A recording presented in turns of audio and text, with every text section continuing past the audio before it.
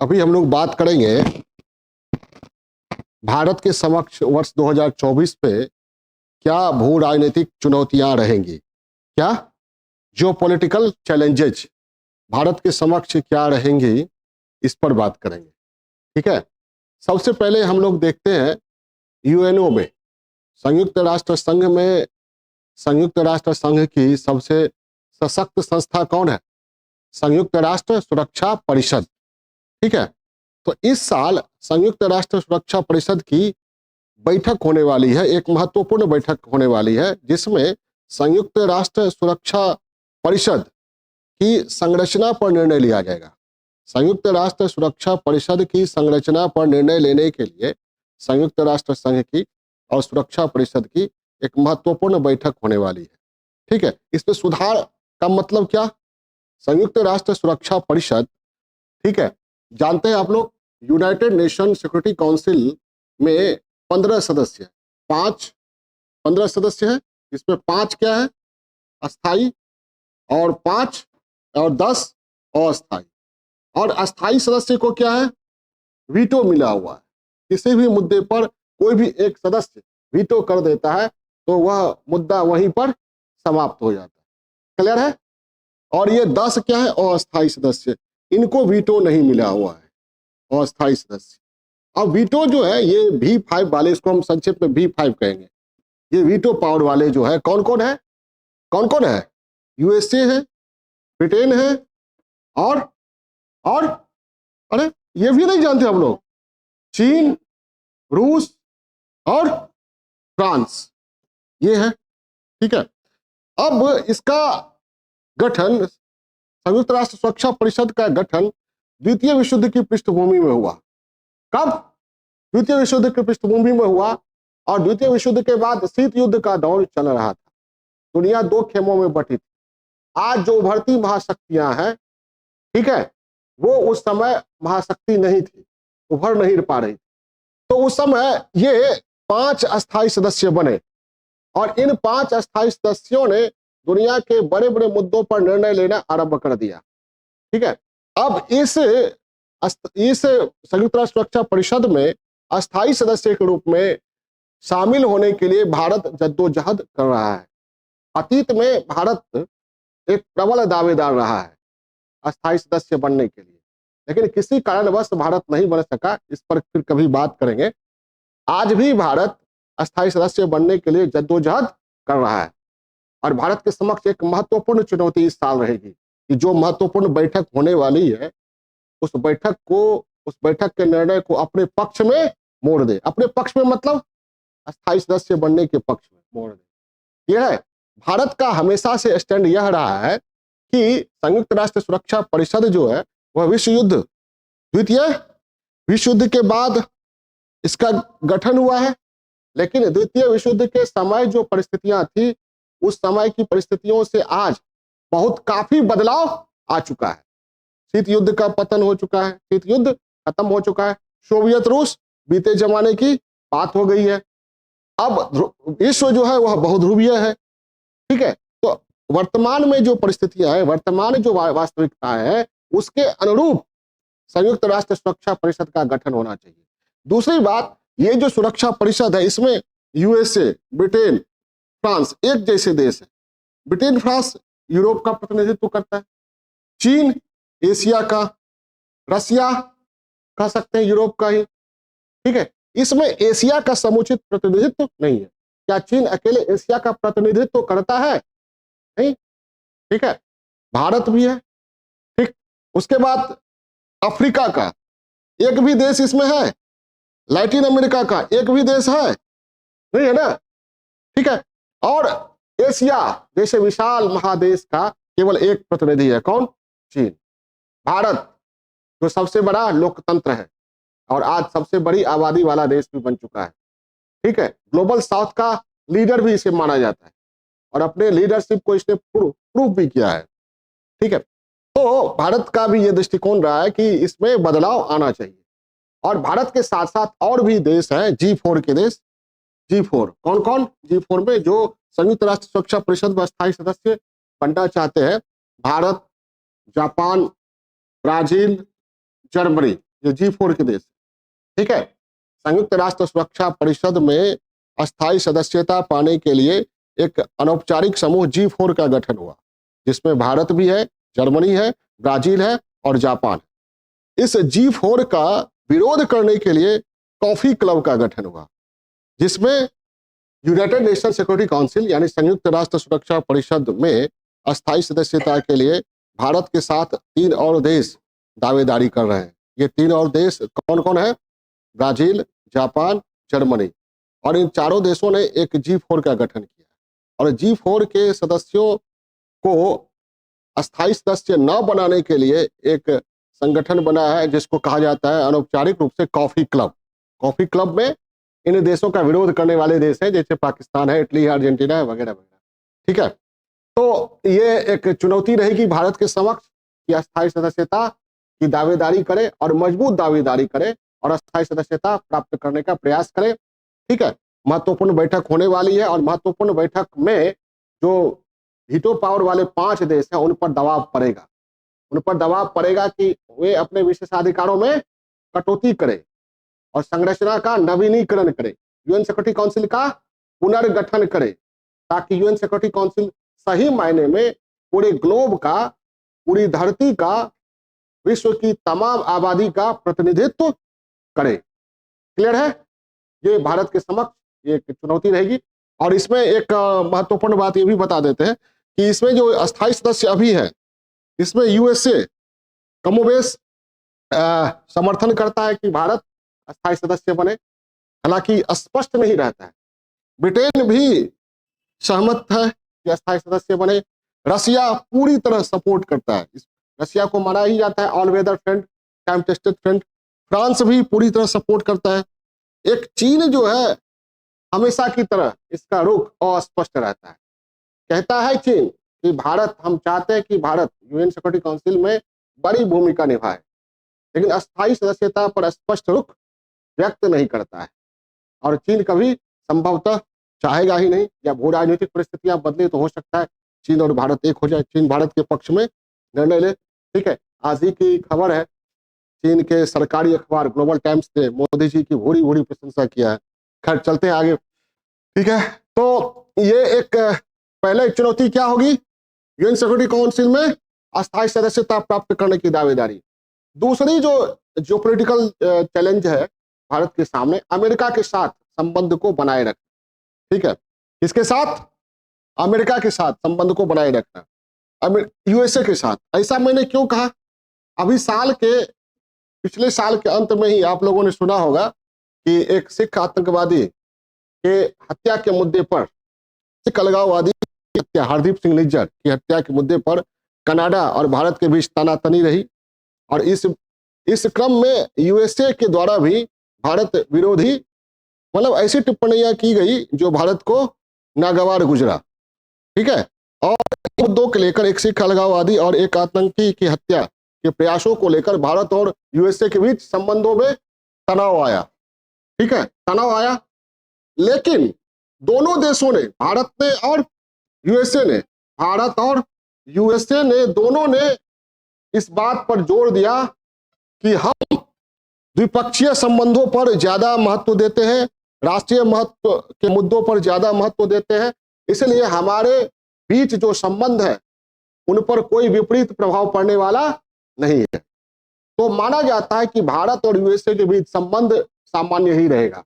लेकिन यूएसए की तरफ से जो टिप्पणियां आई सिख अलगाववादी को लेकर के, उससे लगता है कि भारत के समक्ष चुनौतियां खड़ी हो सकती हैं।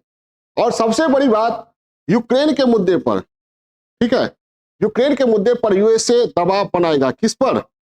भारत पर, कि वह रूस का साथ छोड़े और यूएसए के स्टैंड का समर्थन करे। तो ये चुनौती बनी रहेगी। भारत की रणनीति क्या है?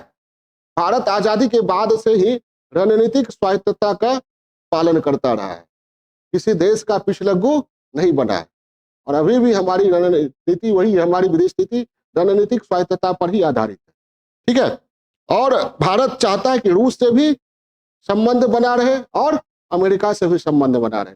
तो ये जो संतुलन बनाने की चुनौती रही है 2023 में, यही चुनौती 2024 में भी बनी रहेगी। क्लियर है? ये भारत अमेरिका के संबंध। तीसरा है ग्लोबल साउथ। ठीक है, तीसरा मुद्दा है ग्लोबल साउथ का। ग्लोबल साउथ में क्या, एक मिनट, ग्लोबल साउथ का लीडरशिप, ग्लोबल साउथ में और भारत, ग्लोबल साउथ भारत की ओर देख रहा है, किस लिए? लीडरशिप के लिए, नेतृत्व के लिए। क्योंकि ग्लोबल साउथ के देशों का बड़ी महाशक्तियों पर, रूस पर या यूएसए पर या चाइना पर विश्वास उठता जा रहा है। चाइना ने बेल्ट एंड रोड इनिशिएटिव्स लगा करके जगह जगह द्वीपों को खरीद कर अपने आर्थिक साम्राज्यवाद का विस्तार किया है। चाइना की विश्वसनीयता ग्लोबल साउथ के देशों में कम होती जा रही है। ठीक है, रसिया जो है यूक्रेन के साथ उलझा हुआ है। अमेरिका पूरी धरती पर चाहता है दबदबा बनाए रखना। ऐसे में आशा की किरण ग्लोबल साउथ के लिए कौन है? इंडिया। और इंडिया ने ये दिखाया भी है, कैसे भाई? तो G20 को G21 बनाने में इंडिया की महत्वपूर्ण भूमिका रही। ठीक है, G20 को G21 कैसे बना? G20 plus African union. ठीक है, दिल्ली समिट से पहले जो समिट हुआ था उसमें अफ्रीकन यूनियन के लीडर को हमारे प्रधानमंत्री नरेंद्र मोदी ने आश्वासन दिया था कि दिल्ली में हम आपको अवश्य ही G20 में शामिल करेंगे, और उन्होंने अपने वादा को पूरा किया। अफ्रीकन यूनियन शामिल हो गया किसमें? G20 में, और G20 क्या बन गया? G21। ठीक है, इस तरह ग्लोबल साउथ के लीडर बनने की क्षमता भारत ने बखूबी दिखाया। क्लियर है? अभी तक अफ्रीकन यूनियन के लोग चाह रहे थे कि G20 में हम शामिल हो जाए, लेकिन अवसर नहीं मिल रहा था, शामिल नहीं किया जा रहा था। भारत ने शामिल करके दिखाया। ग्लोबल साउथ प्रसंगवश हम कहते, ग्लोबल साउथ कहते किसको है? दुनिया को दो भागों में अगर बांटा जाए, नॉर्थ और साउथ, तो नॉर्थ वर्ल्ड में, ग्लोबल नॉर्थ में वे देश शामिल है जो सामाजिक, राजनीतिक, सांस्कृतिक, पर्यावरणीय और तकनीकी दृष्टिकोण से विकसित, जैसे यूएसए, यूरोप, ऑस्ट्रेलिया, न्यूजीलैंड और एशियन टाइगर्स। एशियन टाइगर्स समझे? Asian tigers, Singapore, Taiwan, Asian tigers है। ठीक है, तकनीकी दृष्टिकोण से, व्यापार के दृष्टिकोण से काफी, निवेश के दृष्टिकोण से काफी मजबूत है। ये ग्लोबल नॉर्थ है। ग्लोबल साउथ में वही सामाजिक, सांस्कृतिक, राजनीतिक, आर्थिक, तकनीकी दृष्टिकोण से जो पिछड़े हैं, अल्प विकसित है, अविकसित है, लैटिन अमेरिका के देश और अफ्रीका के देश। तो ये किसमें है? ग्लोबल साउथ में। ग्लोबल साउथ का स्वाभाविक, ग्लोबल साउथ वर्ड क्यों आया? वर्ड आया ग्लोबल साउथ के जो अविकसित, विकासशील, गरीब देश है उनके बीच कोऑपरेशन को बढ़ाने के लिए ये वर्ड आया, ग्लोबल साउथ। तो ग्लोबल साउथ का स्वाभाविक नेता बनकर उभर सकता है इंडिया, और नेता बने रहने के लिए ग्लोबल साउथ के समक्ष जो चुनौतियां हैं, उन चुनौतियों को दूर करने के लिए भारत आशा की किरण के रूप में है इन देशों के लिए। तो भारत के लिए एक चुनौती होगी उस आशा पर, उस विश्वास पर, उस अपेक्षा पर खड़े रहना। समझ में आई बात? ग्लोबल साउथ के समक्ष चुनौतियां ही चुनौतियां हैं, गरीबी की, बेरोजगारी की, भूखमरी की, कुपोषण की, आतंकवाद की, पर्यावरण की। किसके समक्ष? ग्लोबल साउथ के समक्ष। मेरी बात समझ रहे हैं? और जो महाशक्तियां उनके दावेदारी से, उनकी रंगदारी से क्या कहते हैं, उसे बचे रहने की। ठीक है, भारत ने दिखाया, भारत ने ग्लोबल एस्पेक्ट में बहुत चीजें ऐसी दिखाया है जो ग्लोबल साउथ का लीडरशिप बनने की उनकी योग्यता बताता है। जैसे देखिए G20 के क्रम में भारत ने लाया ग्लोबल बायोफ्यूल अलायंस। ठीक है, इससे पहले इंटरनेशनल सोलर अलायंस। मतलब ग्लोबल लीडरशिप का की क्षमता है Bharat. IMEC, India middle east economic corridor. ठीक है, तो ये ग्लोबल साउथ का स्वाभाविक नेता बनकर भारत उभर सकता है। ठीक है, अमेरिका, चीन, रसिया के रवैये से जो ग्लोबल साउथ को नुकसान हो रहा है या जो भी झेलना पड़ रहा है, उससे ग्लोबल साउथ बचने के लिए भारत की ओर देख रहा है, और भारत इस भूमिका में बने रहे, ये भारत के समक्ष चुनौती रहेगी 2024 में। ठीक है, आगे देखते हैं हम। एक चुनौती, दो चुनौती, तीन चुनौती हो चुकी। एक यूनाइटेड नेशन सिक्योरिटी काउंसिल में परमानेंट मेंबरशिप के लिए, दूसरा भारत और अमेरिका के संबंध, तीसरा ग्लोबल साउथ और इंडिया, चौथा चीन सदा की तरह। क्या? चीन सबसे प्रमुख चिंता का विषय बना रहेगा। ठीक है, हम लोगों ने ये चीन के सीमा पर, भारत और चीन की सीमा पर दोनों ओर सेना खड़ी है, बातचीत चल रही है, लेकिन बातचीत सही निष्कर्ष तक पहुंच नहीं रही है। चीन डोकलाम को भूटान से हथियाना चाह रहा है ताकि सीधे पूर्वोत्तर के कगार पर भारत के पूर्वोत्तर राज्यों के पास आकर बैठ जाए, जो भारत की सुरक्षा के लिए क्या होगा, उचित नहीं होगा। तो ये चीन जो है राजनीतिक कूटनीतिक दृष्टिकोण से भारत को हमेशा समस्या खड़ी करते रहा है। भारत के समक्ष sting of pulse policy Bharat चीन की जो है भारत के विरुद्ध, स्टिंग ऑफ पल्स समझे ना, भारत के विरुद्ध द्वीप खरीद कर मोतियों की माला बनाना, वो पॉलिसी अभी भी जारी है। हाल ही में मालदीव में चुनाव हुए हैं और वहां आए हैं मोहम्मद मुइज्जू, जिन्होंने चुनाव जीता ही इंडिया आउट का नारा देकर, और आते ही इंडिया आउट का नारा देते हुए उन्होंने अपने कार्य को शुरू किया। हाइड्रोग्राफिक समझौता जो हुआ था भारत के साथ, पुराने मालदीव सरकार ने किया था, वो रद्द कर दिया। ठीक है, तो मालदीव में अपना बेस बनाने का प्रयास कर रहा है कौन? चीन। श्रीलंका में, बांग्लादेश में, श्रीलंका से आपने सुना होगा कौन सा बंदरगाह लिया? हम्बनटोटा। मालदीव में भी मराओ है, ठीक है, बांग्लादेश में चटगांव है, म्यांमार में कोको है, पाकिस्तान में ग्वादर है, ठीक है, अफगानिस्तान में, ईरान में चाबहार है। इस तरह जो है ये चीन का जो ये प्रयास है, ये प्रयास जारी रहेगा और भारत के समक्ष चुनौती रहेगी चीन को संतुलित करने की हर एक मुद्दे पर। ये जियोपॉलिटिकल चैलेंज है भारत के समक्ष, जो वर्षों से चली आ रही है, जल्दी खत्म होने वाली नहीं है। ठीक है, खासकर अभी क्या मालदीव का मुद्दा ठीक है छाया हुआ है। फिर आइए ये पश्चिम एशिया में आइए। पश्चिम एशिया में क्या कुछ हो रहा है? पश्चिम एशिया, वेस्ट एशिया जो है, गल्फ कंट्रीज, अरब देश हमारे लिए बहुत ही महत्वपूर्ण है। क्या हमारे लिए पश्चिम एशिया यानी अरब देश, गल्फ कंट्रीज क्या है? बहुत महत्वपूर्ण है। क्यों? यहाँ से हम लोग तेल लेते हैं जो ऊर्जा का आधार है, विकास का आधार माना जाता है, भविष्य में रहे न रहे। फिर उसके बाद हमारे लोग वहां भारी मात्रा में रहते हैं, अप्रवासी भारतीय, नॉन रेजिडेंट इंडियन रहते हैं ना, उनकी सुरक्षा का मुद्दा, उन्हें रोजगार मिला हुआ है और वे भारी मात्रा में धन संप्रेषित करते हैं हमारे पास। हमारा जो कैपिटल अकाउंट है उसका एक बड़ा हिस्सा है एनआरआई द्वारा जो एनआरआई डिपॉजिट, ठीक है, ये है।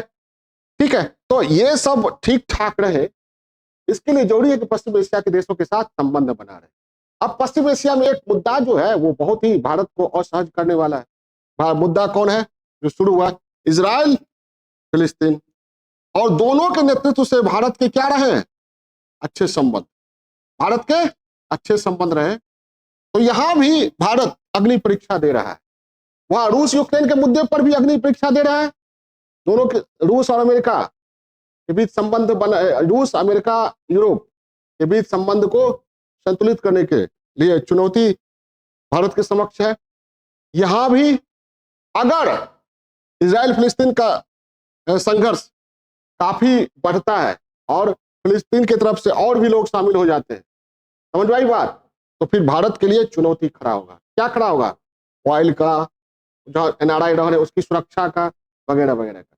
ये चुनौतियां भारत के समक्ष रहेगी। कम से कम ये चुनौती तो खड़ा होगा ना कि वहां से सुरक्षित भारतीयों को बाहर करें। ठीक है, तेल की सतत आपूर्ति भी तो बाधित होगी, और तेल की आपूर्ति अगर बाधित होती हो तो क्या नुकसान होता है? ठीक है, क्या नुकसान होता है? तुरंत महंगाई, ऊर्जा संकट, खाद्य संकट, सब कुछ के संकट को बढ़ा देता है। ठीक है, तो ये क्या था? पश्चिम एशिया का संकट जो भारत को असहज कर सकता है। कब? 2024 में। चलते हैं, अब देखते हैं यूरोप को, देखते हैं यूरोप से हमारा संबंध कैसा है। यूरोप से केवल पॉइंट होगा, ये छठा की पांचवा? नहीं, पांचवा होगा, पांचवा। यूरोप से, यूरोप क्या चाह रहा है? ग्लोबल मैन्युफैक्चरिंग, ग्लोबल मैन्युफैक्चरिंग का हब अभी तक कौन है? जनरली रहा है चाइना। चाइना की जगह यूरोप चाहता है इंडिया बने। क्या बने? कौन बने? इंडिया बने। और इंडिया तो इसी ताक में है, और इंडिया ने नारा की दिया है क्या? मेक इन इंडिया, भारत में बनाओ, भारत का बना खरीदो, मेक इन इंडिया।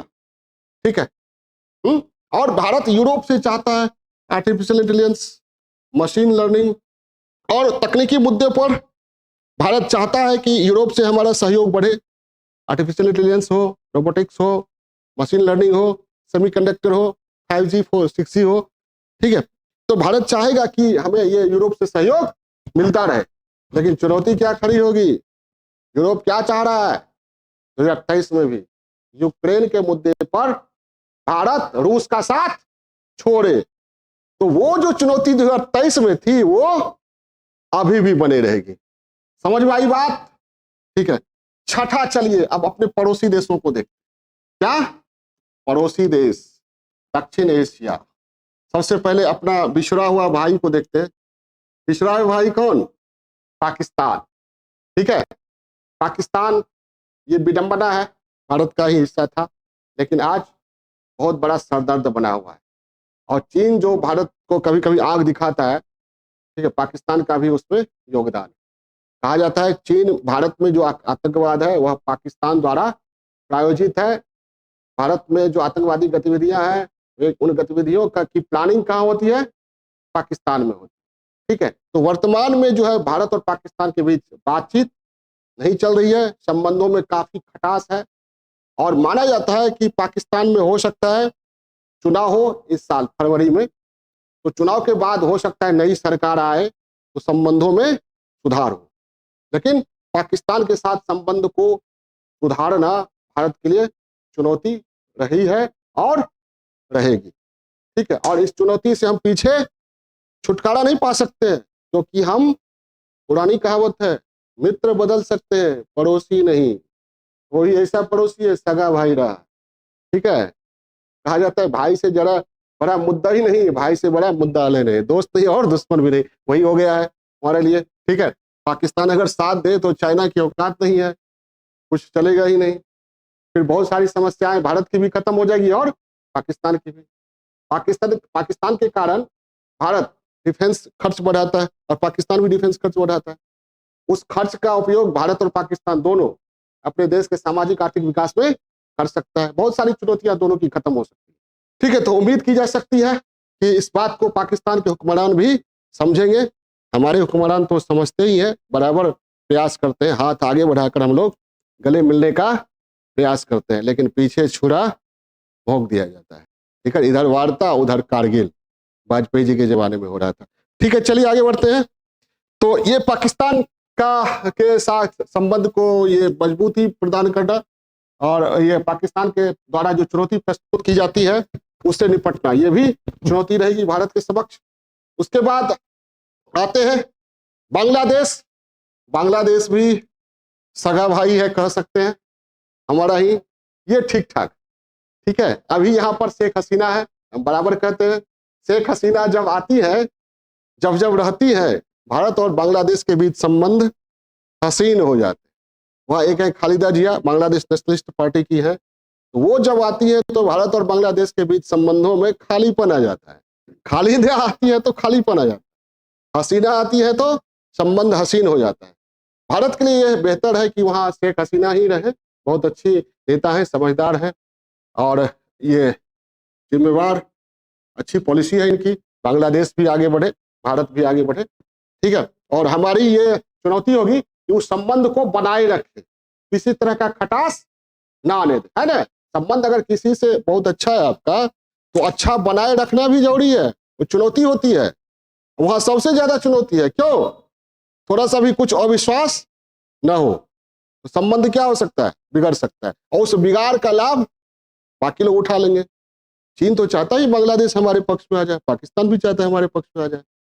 तो ये चुनौती होगी। तो क्या करें हम लोग? बांग्लादेश के साथ कनेक्टिविटी बढ़ाएं। जैसे जैसे कनेक्टिविटी, किसी देश के साथ कनेक्टिविटी किसी देश का बढ़ता है ना, तो संबंध अपने आप बढ़ते जाता है।